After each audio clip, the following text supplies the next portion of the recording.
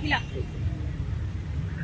నాకు తెలిసి నేను కనుక్కుంటే నాకు తెలిసిన విషయం ఆవిడ ఒక డాక్టర్ అని, ఇంటర్నేషనల్ ఇన్స్టిట్యూట్స్ కి రీసెర్చ్ పేపర్స్ కూడా రాసింది అని, ఒక అకంప్లిష్డ్ ఉమెన్ అని, ఆమె యాక్టింగ్ ఫీల్డ్ లోకి వచ్చి ఒక యాక్ట్రెస్ అవుదాం అనుకున్నారని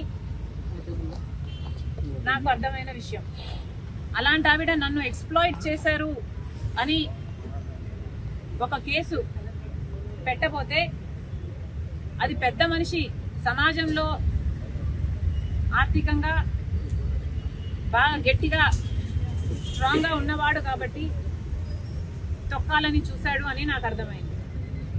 కానీ ఒకటి ఆలోచన చేయండి, నిజంగానే కాదంబరి అనే ఆవిడ రిసీవ్ చేయాలనుకుంటే, నిజంగానే మోసం చేస్తునింది ఆయనను అనుకుంటే, అన్ని డబ్బులున్నవాడు ఒక 50 కోట్లు 100 కోట్లు ఆవిడకిచ్చి ఆవిడ నోరు మూపించి ఉండగలడు.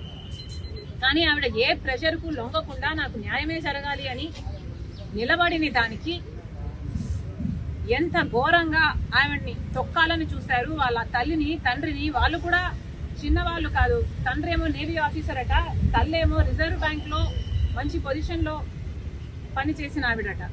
అలాంటి వాళ్ళని కూడా జైల్లో పెట్టి, ఈమెను కూడా జైల్లో పెట్టి ఎంత దారుణంగా వీళ్ళ పవర్ ను దుర్వినియోగం చేసి ఐఏఎస్ ఆఫీసర్లతో సైతం 15 మందో 20 మందో ప్లేన్ లో వెళ్లి హుటాహుటిన ఆమెను ఇక్కడ తీసుకొచ్చి అరెస్ట్ చేయడం అన్నది ఇది అన్యాయమే కాదు, ఇది వికెట్, ఇది క్రూవల్.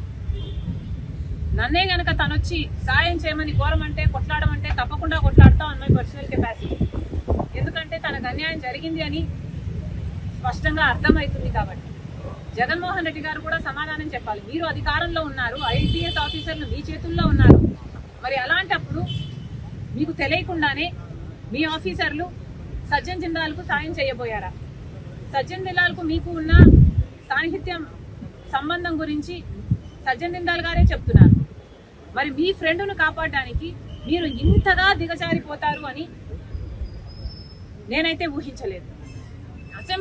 అసెంబ్లీలో నిలబడి జగన్మోహన్ రెడ్డి గారు చెప్పిన మాట, నాకు 2 కూతుర్లు ఉన్నారు, వాళ్ళకు అన్యాయం జరిగితే ఎలా ఉంటుందో నాకు తెలుసు అని చెప్పిన వాడు, పక్కన ఇంకొక ఆడబిడ్డకు అన్యాయం జరుగుతుంటే, తన హక్కుల కోసం కొట్లాడుతుంటే తప్పుడు కేసు పెట్టించి, ఒక ఫోర్జరీ కేసు కోసం ఆలోచన చేయండి. ఎవరైనా ఒక ఫోర్జరీ కేసు కోసం 15 మంది ఐపీఎస్ ఆఫీసర్లు అంతవరకు వెళ్లి అరెస్ట్ చేసి తీసుకొస్తారా? దీని మీద ఎంక్వైరీ జరగాలి. జగన్మోహన్ రెడ్డి గారు కూడా సమాధానం చెప్పాలి.